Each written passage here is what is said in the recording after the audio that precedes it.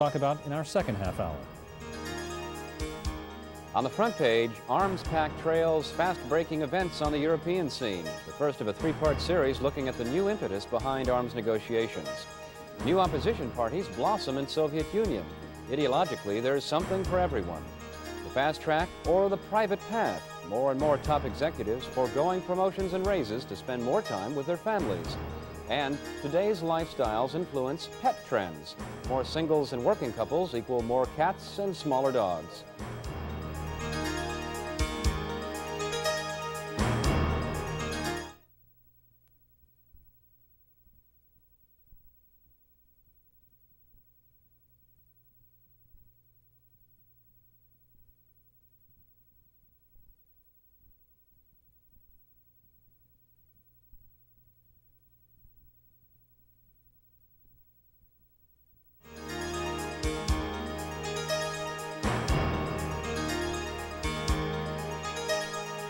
Within diplomatic circles, there's an old saying that goes something like this: arms control agreements become possible when they're no longer necessary. And that's exactly what seems to be happening right now in Europe. You know, for years and years, we've had these negotiating sessions in Vienna and Geneva. You have the Soviets on one side, the Americans on the other, a lot of handshakes and expectations, but very little progress to report. Well, now with Soviet tanks already speeding out of Czechoslovakia on the back of railroad cars and peace breaking out all over the rest of Europe, it seems there's a new impetus now propelling these negotiations. Several arms pacts now are nearing completion, and today the Monitor begins a three-part series on the new atmosphere in which these talks are now taking place. And in the first report, we have Peter Greer showing us more clearly how one arms pact trails the fast-breaking events on the European scene. Well, and right now in Vienna, we have the two superpowers sitting down talking about conventional forces, trying to cut back on things like troops and tanks and even aircraft. Conventional, it's a standard interpretation of conventional forces as opposed to nuclear forces. And then next week, the next rounds of talks begin in Vienna. That's next Thursday. And by the tone of these talks, you might think that the Cold War was still going on. There's a lot of talk about intransigence, a lot of difficulties that have yet to be overcome. But the heat is now being turned on to come up with some kind of an agreement relatively soon that both sides can sign. You remember first, it was last May when we had President Bush in Brussels. He was addressing NATO members, and he was saying that he predicted that there would be some kind of a conventional forces agreement signed within the next year. And then that was followed up by that meeting in Malta, and at that meeting the two gentlemen agreed that there should be a multinational signing of a pact and that should happen sometime this year. But now with Soviet forces withdrawing and also these troop reduction agreements that the two superpowers have come to terms on, these Vienna talks on conventional forces may just be putting into law something that is already happening anyway. That's really how one Pentagon consultant put it to Peter Greer when he was preparing this story. You recall that last weekend in the Soviet Union they had the local elections in 3 of the republics in Russia, also the Ukraine and Belarus. Well, the candidates who were advocating reform all did very well. And in a number of races, they will require some runoffs. A number of races there were also uncontested races, only one candidate on the ballot. We also got some idea, though, about the way that new opposition parties are blossoming in the Soviet Union. That's the headline for our story from the Monitor's Linda Feldman, and she now joins us on the line from Moscow. Hi, Linda. Hi. Linda, tell us a little bit about the blossoming of all of these political parties.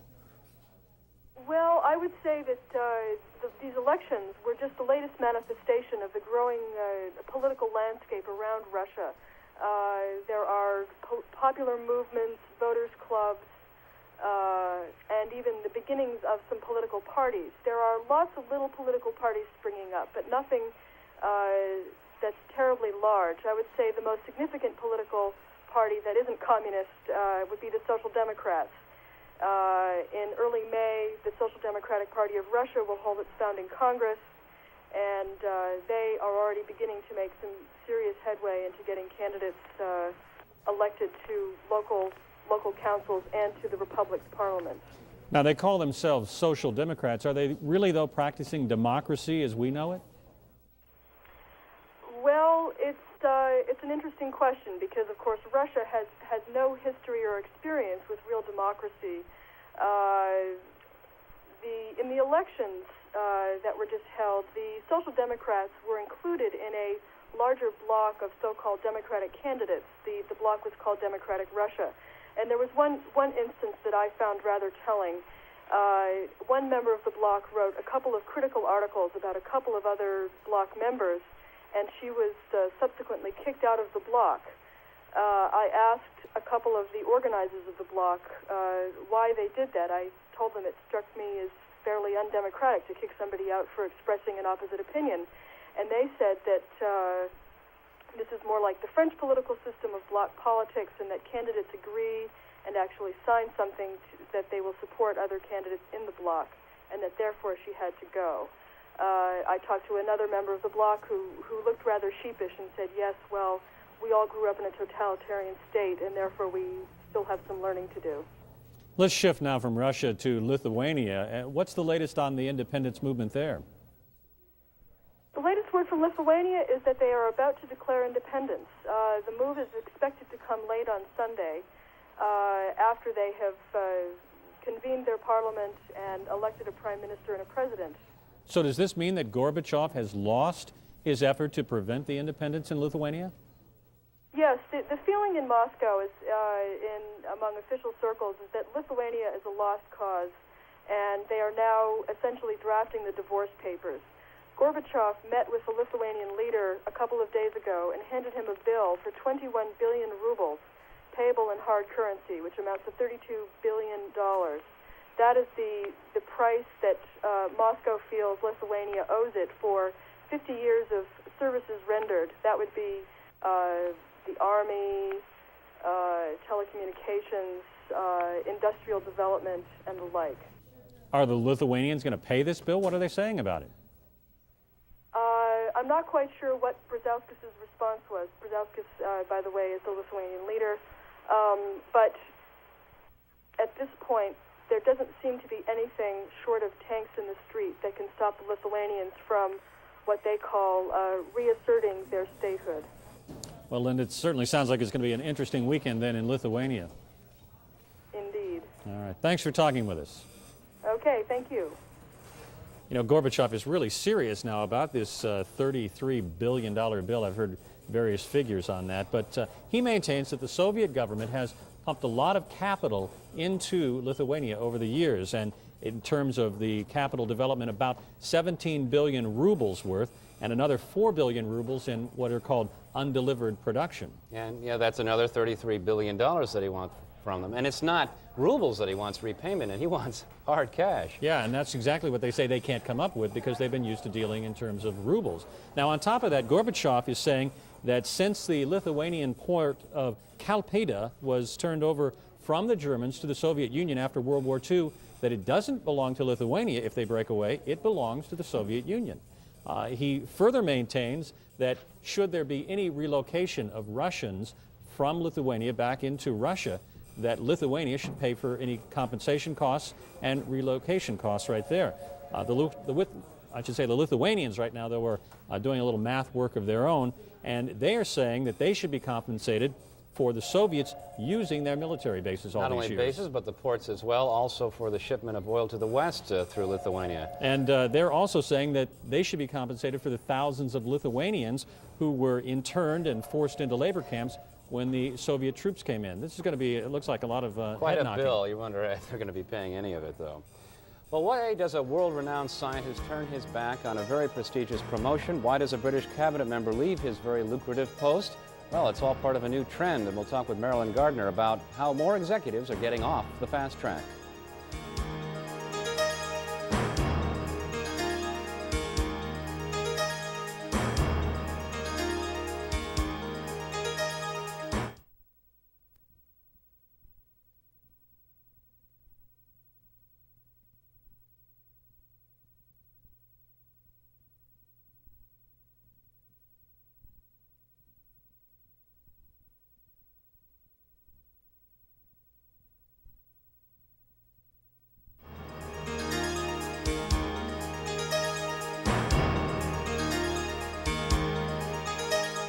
Welcome back to today's Monitor.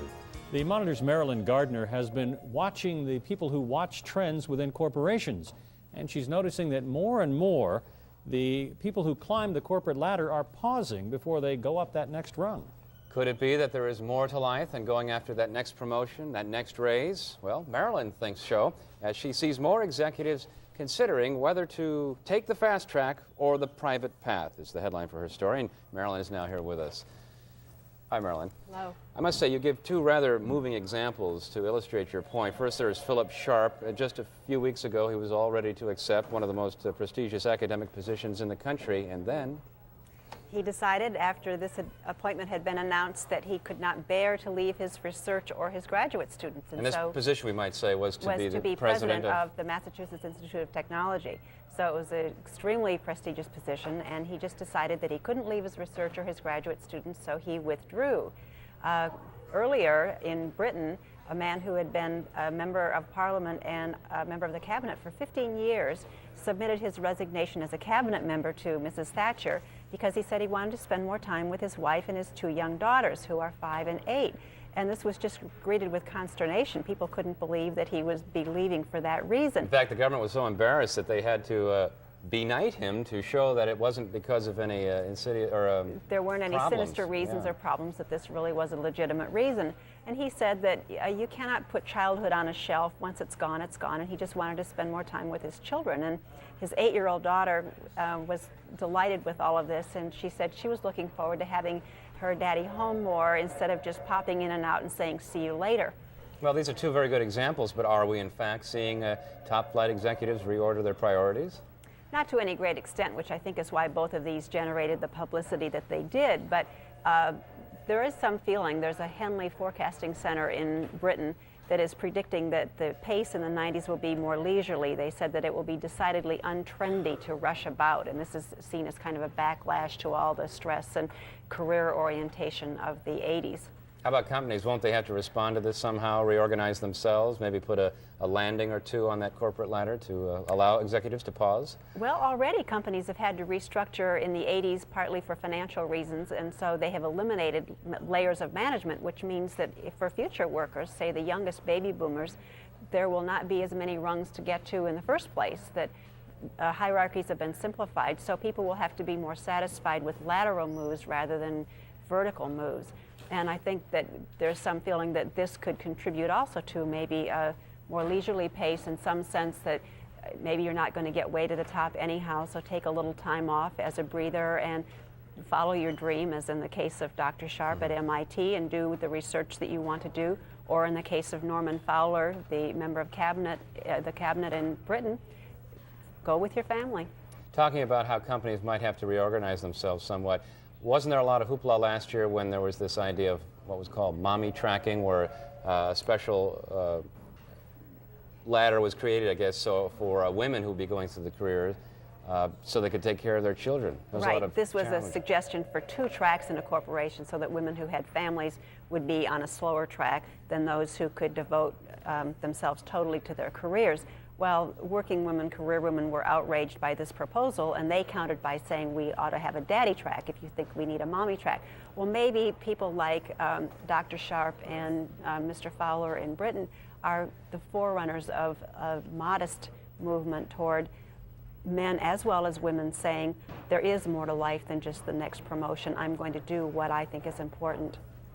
President Bush talking about the kindler and gentler nation. This could be an example of it, perhaps, where ambitions would be changed, where people don't go to their business schools solely to get jobs that create tremendous amounts of wealth, and they're forgetting more of the gentler qualities of life. And it's also a redefinition of success. We always have defined success in terms of wealth and power and status and prestige. Well, if you say that satisfaction in what you do is important as well, then you can find success through satisfaction rather than just through the more public ways that we all tend to define it. Good story. Makes us all think a little bit about our own careers and about life in general. Thanks. Thank you, Marilyn. Well, speaking of lifestyles, here's a question. What sorts of pets do you and your friends have? Well, maybe you've noticed that there are more cats, more birds, maybe fewer or smaller dogs. Could it be that today's lifestyles are influencing pet trends? Well, that's the story that the Monitor's Ross Atkin has written, and he now joins us to talk about it. Hi, Ross. Hi, Clint. Now, we do have more singles who are living alone, more working couples. How is that change in society affecting pet trends? Well, I think with fewer people staying at home, you basically need a more independent pet. And frequently cats are perceived that way. They can stay home for many hours on end, whereas a dog needs to get out and needs to have companionship. So as a result, cats have overtaken dogs in the popularity polls. What are the numbers? I remember they came out not too long ago. There are approximately 58 million cats now, 50 million dogs. But still more households that have dogs than cats. Exactly. Obviously, people find that one dog is generally enough, but cat lovers seem to like to have 2 cats, sometimes 3 cats, sometimes more than that. And they're more popular, as you said, basically for the reason that they're easier to take care of, more independent? That's right. Of course, they're probably also perhaps more economical. I don't really know what a cat consumes, but I would assume it probably doesn't require as much as a dog does. What about the size of those people that are having dogs? Do they look now for smaller dogs? Well, actually, the statistics would not seem to indicate that. The American Kennel Club keeps track of purebred dogs in this country, which doesn't indicate that this is the only rule of thumb. But basically, larger dogs still seem to be popular. But there are so many dogs that there are many smaller dogs that are probably out there in some numbers, and you add them all together, and they might, in fact, be more popular than larger dogs in that way. And it's not a sort of thing where they might try to breed animals to be smaller because, as you say, there are already lots of varieties of small dogs. That's right. One veterinarian told me that the supermarket already has its shelves stocked. There are all sorts of breeds. You can get dogs that are so small that you have to watch that you don't step on them. But let's face it, a dog has to have sort of a human element to it. You have to feel like this is an animal that you can relate to. Mm-hmm. And smaller dogs maybe aren't that way. What about other animals and miniaturizing them? Is there some of that going on? Well, there is. There's quite a bit of activity now with miniature horses, miniature goats, miniature pigs. These aren't going to be overtaking dogs and cats by any stretch of the imagination, but they have seen large increases in their relative numbers in recent years. It's interesting, too, because in other countries, they do it more for economic reasons. I've read where, for example, in Mexico, they're looking at small cows that you could have out behind the home. You would have still enough land for them, but still have a cow in the family, which is very vital to the economy there of the family. What about birds and other types of fish and some of those pets? Are they becoming more popular? People still want pets, I gather. Well, actually, the number of fish outstrips any other pet, because obviously you can throw a lot of fish into a tank and your population is going to be large for that standpoint alone. They're doing a lot of things technologically to make it more possible to have exotic type fish. The fish are able to survive in these aquariums better. You're able to get different kinds of fish, so in that way they're attractive, and of course you generally don't have to make a big space commitment to tank of fish. You talk about the population, you come home one day and you find out there are 5 more. You had a nice sidebar article too, the headline, Birds Enlisted to Brighten Lives. This is an organization in Florida that gives out cockatiels to people that are basically lonely. That's right, it's called the Companion Bird Society, and there was a woman who had been selling computer software, I believe it was, who was looking for more meaning in her own life, and so she started this little organization, basically a club, that brought a lot of people who are senior citizens or have disabilities and have to stay home and have no real companionship. She managed to get sponsors to distribute these birds, and then in fact that gives them something to talk about, and then they can come together and socialize and have a lot of fun that way. Sounds like a good idea. Ross, thank you. You're welcome. Would a neutral Germany really be all that bad? An opinion page writer in today's Monitor doesn't think so, and he lays out his arguments for us next.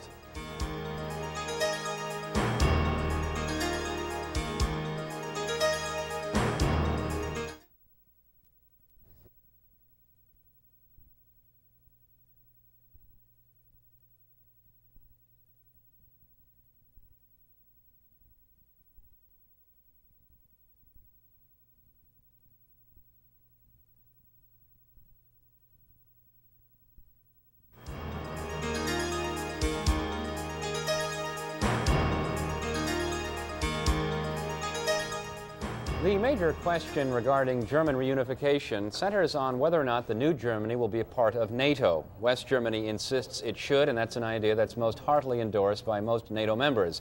However, the Soviet Union, it says it will not stand for a united Germany as part of NATO. But is there another option, perhaps neutrality? Well, on the opinion page of today's Monitor, Northeastern University Assistant Political Science Professor John Ross writes about a contrarian view of German neutrality. And John now joins us to talk about this. Hi, thanks for coming over, John. My pleasure. Now, there are several forms of neutrality that we can discuss here, and let's begin with just the idea that Germany would say, we're going to be a neutral state, and it's something that we will do in and of ourselves with no outside intervention or regulation. How might that idea go over?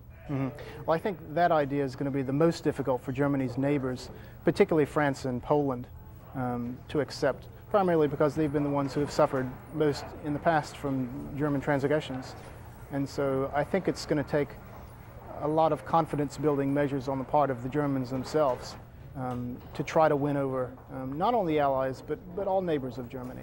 So their neighbors would be saying, well, we want more enforcement, for example, and this might be the next option, including it in their constitution. Now, what about that as an idea? Indeed. Well, making the idea of permanent neutrality, in fact, just that, an element of the Constitution